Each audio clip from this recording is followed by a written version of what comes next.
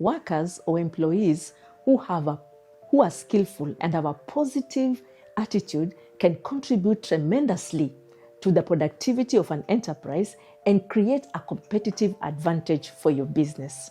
Hello and welcome to today's episode on Candy Talks, where we are talking about people in business, the human resource asset, the importance of the human resource asset in your business.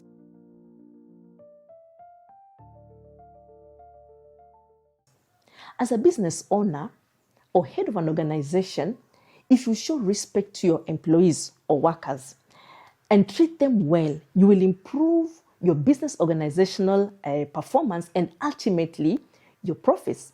As for the not-for-profit organizations like charities and humanities, you will enhance your reputation and boost your image on being an organization that delivers on its mission when you treat your workers well. If too little attention is paid to the role of people in your business from the point of recruitment, you go out and recruit cheap labor that does not have the necessary skills, just because you know that cheap labor, you can underpay them and overwork them. The result of this is that most probably you will have substandard goods. There's the risk of accidents at the workplace.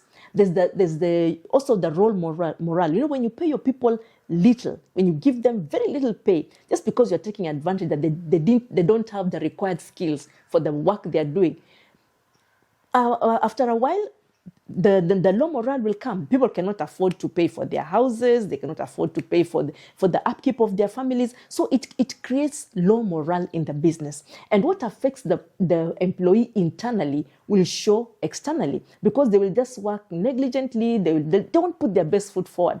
And what does this mean for your business? It means low return on investment. When you have substandard goods, when you have poor service, when you have workplace accidents because people don't have the skills, they were not trained in the jobs that they are doing, they don't have professional training in the jobs that they are doing, workplace accidents are inevitable. And low morale, high turnover, it translates, at the end of the day, it translates to low return on investment. A good employer is workers or people-centric and focuses on providing a conducive workplace for workers where the safety of the workers and their health is of utmost importance. You put your workers in rooms that are well ventilated, there's no overcrowding, good working spaces, no slippery floors where a worker can trip and fall just because of negligence or because the workplace is too small and you are crowding everything into that workplace. Machines are not guarded, dangerous machines are not guarded. All this creates, it puts the worker at a disadvantage. It creates an atmosphere of workplace accidents, which can be costly, especially when they lead to litigation, hospital bills. So when you provide a good working environment for your workers, give them adequate breaks, make lockers for them, have clean washrooms where the workers can go for their health breaks, then these workers will get a feeling that they are of value to the employer, and they will probably put their best foot forward. They will probably use all their resources, all their creativity, all their skills. They will work well to their optimum. They will perform optimally because they have a sense that the employer values them. So because the employer values them, they will also value the work that they do. They will work well, and most probably they will produce high standard goods. They will give high standard services, which will also increase, which the ultimate effect of that is that it causes an increase on return of investment. Hiring people with low pay, I cannot stop to emphasize this. Hiring people with low pay due to their desperation to get employment and they have low qualifications and no adequate working experience, it affects the output of their labor. Neglected, and another problem that employers have is neglecting your employees. When you neglect your employees, they will also do their work negligently because they will have hidden resentment. They know whatever work we do, nobody appreciates. So why work hard when nobody is appreciating the work that you are doing? So it creates resentment among the workforce. It can create frustration. And this will probably cause them not to work to the best of their ability. It may lead to poor work output, which means the production of low standard goods, poor service delivery, and this affects the profit. It affects the bottom line of your organization. Hence, it affects your return on investment. The main purpose of business is to maximize on profit. So take an example of a restaurant. Let's have a restaurant whereby a restaurant in the hospitality industry, it's a hotel, whereby because there's no staff recognition, whether the workers work hard, they're not rewarded, whether they do whether they bring forth their creative ideas that earns the hotel more money, nobody cares, no recognition, no reward. So in such a restaurant, you'll find that you can go there as a visitor, or the customers come in for service, and they place their orders. Even for a waiter to come to them, it might take a long time. And when the waiter comes and takes their orders, again, they wait for very long before their orders are brought. And maybe when their orders are brought, the tea is cold, the food is not well cooked. So what does this result in? It results in complaints. And they will not give a good report to others. When they go out there, they say, that restaurant, don't go there. You will probably wait for 1 hour, the food will come, it is cold, it is badly cooked. Nobody cares. The workers just sit in groups talking together instead of coming to serve the workers. So this one, it dents the image of that organization. And what does that mean? A poor return on investment. So negligent employees, negligent employers. If you're a negligent employer, you make no follow-up. You just employ the workers, put them in your business, but you don't follow up to find out how they are doing. You don't listen. There are no meetings. You don't listen, and even if there are meetings, it's just for you to tell the workers what to do. You don't listen to their feedback. You don't listen to their concerns. You don't listen to their problems, So in such an organization, the workers will not really work to the best of their ability. And they will take a lot of shortcuts because they know nobody cares about what they do. Nobody follows up to see whether the assignments that they are given are actually accomplished by the workers. So it leads to low quality, the low quality assurance. The goods are of low quality. But when we have regular meetings, when the head of department or the employer checks in on his workers, he has meetings with them. You can have a general workers meeting, and the workers just sit together with the head of the company or the owner of the company or their bosses, the CEO and the directors and their bosses, and they just talk with the workers one-on-one. The workers are told, feel free, just talk about how is work going on, what are the challenges that you face, and the workers tell you their challenges, and then you make some promises. When you make a promise to your workers, make sure you follow up on those promises, because the workers will call you out. So it is important when you and the workers complain, like let's say they're saying, we don't have any salary increment in this company. The cost of living has gone up high. So why don't you, the owners of this company, consider increasing our pay? Because even as we do business, we see the company is doing well, we are making good profits, but our salaries have remained the same for the last 3 years. So as an employer, if you agree that we will make an increment next year. We'll look at your salaries and make an increment. Make sure you actually deliver on your promises. This helps to boost the confidence of the workers in you. So when you make a promise, follow up on the promise, fulfill the promise, because the workers will call you out and it affects their morale. Some employers are not concerned about ensuring about the health and safety of their workers. Things like PPEs are not given to the workers, no adequate drinking water or no drinking water at all. So what this happens is that when these facilities lack among your workforce, it also affects their morale. They will say, okay, because there are no health breaks here, the workers can take it by force. Even the turnover can be great, can be big, because the worker knows when they come to work, the place is crowded, there's no proper ventilation, it is a risky place to work. So whenever they get the opportunity, either to pretend they are sick, just to get a break from that work environment. Maybe you have very short breaks. Lunch break is like half an hour. Okay, in the morning they come very early, they leave. You say people should come very early in the morning. Lunch hour is half an hour, and then in the evening they leave after 8. So for such a workplace, you find that the workers take advantage. If there's a small thing they say, they call in sick.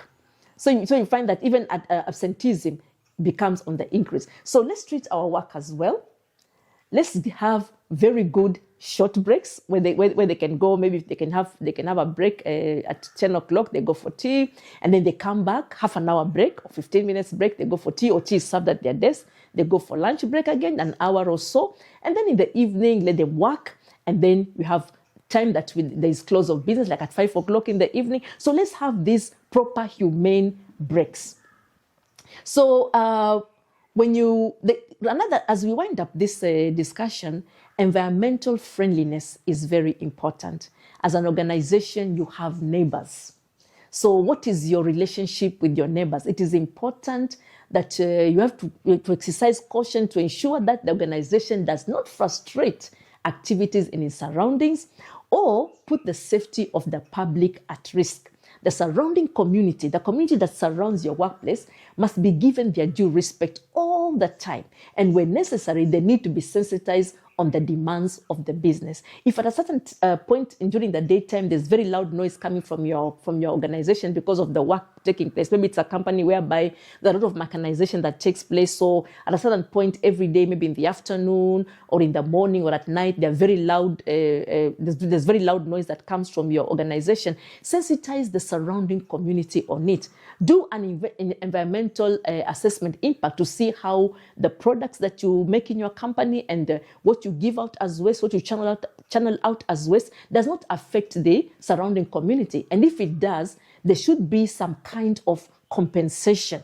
You can decide to compensate the community. You can look at the schools in the community, buy some desks for the school, paint the school, do some good CSR so that you maintain friendly relationships with the community, such that in times of emergency, if maybe there's a fire in your company, and the village sees smoke coming out of your company, they'll not say, that company doesn't care about us. It's always making noise for us. It channels its waste products into our village, so we don't care. If it's burning, we don't care. But if you maintain good relationships with them, in case of any emergencies, the community will be there to help. The community will be there to give a report. They can call the fire fire brigade services to come. Or if they see that there's some terrorists who have come to your company, they can quickly be able to report such matters. So everything related to productivity has to do with the people who work in your business.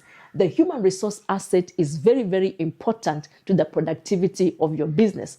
Work can be accomplished in different ways, and it is good to note as an employer, as a head of department, as a supervisor, that people work differently. There are some workers who are very fast to learn and they work very well. They take good care of the job that they do. They are not messy in the works they do. So you need to study your workers so that you can know which of your workers need to be mentored, which need to be coached. If there are those who are not good, you have tried to coach them, you have mentored them, but they're still not working well, they're still not a proper fit in your department, then you can even decide to redesignate, take them to another department whereby their potential and their skills can be utilized. Somebody could have been employed as a driver, but is very good in accounts. And as a driver, he doesn't work very well as a driver. Maybe a lot of accidents is part of the fact that he's trained. Doesn't have very good PR with the people he drives. But then when you take him to take him to the accounts department, or if he tells you, I have an account and I was actually trained as an accountant also, I have some accounts qualification, and you take him there as a try, just as a pilot. Take him to that department and you find that he works very well. Why not redesignate him to that department where he can give a very good service instead of him working in a role that he's not very happy about? Or somebody can be very good with computers, but is busy working as a clearing and forwarding stuff. But he's very good. He can actually do some he can do some network things on hardware in the computers. So if there's need, we can redesignate our workers to departments whereby their potential can be fully utilized, even their skills, or they can be retrained. You can also find out if there are good employment opportunities for your workers in case you find that their skills, they lack certain skills, or you've introduced a new equipment, you've introduced new equipment or a new way of doing things, so they need to be retrained. make sure you identify the workers that need such training and take them for training so that you can improve they can improve their proficiency, and also they can improve the efficiency of the work that they channel out. So in case you come to a position whereby, in case it is a situation whereby a worker has proved beyond repair, you've done everything. You've coached the worker. You've tried to you've taken him for training. You have mentored him. You have had discussions with him. You've taken him for benchmarking in other organizations. But this worker is just not producing. They are just they are working below. They are working below the capacity that is required of them.